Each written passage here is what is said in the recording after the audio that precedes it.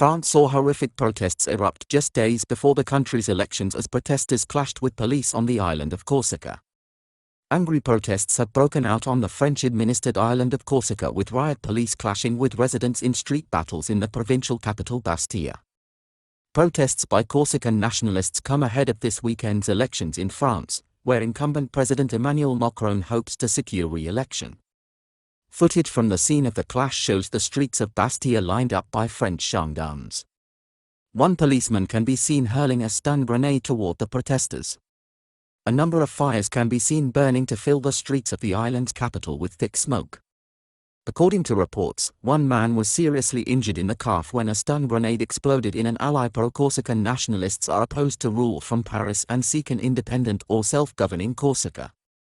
The clashes in Corsica come with Macron is still ahead in opinion polls, but his far-right, Eurosceptic rival Marine Le Pen has been closing the gap, and a poll on Monday put victory within the margin of error, ahead of Sunday's first round.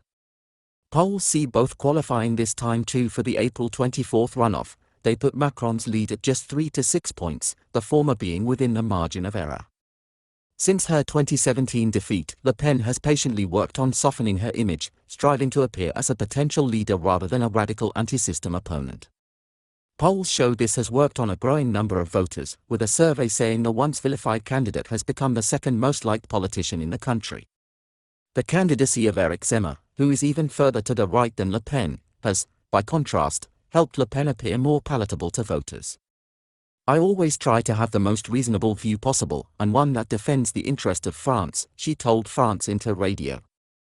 Le Pen has continued to improve on her pre-first round polling, at 23% versus Macron's 27%, two polls showed on Tuesday.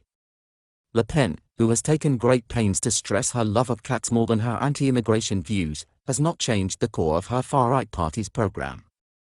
She would end a number of welfare benefits for foreigners, stop family reunification, give preference to the French for jobs and social housing, ban the hijab in public spaces and kick unemployed foreigners out of France. She defended those views on Tuesday. "Being French should give you more rights than being a foreigner," she said.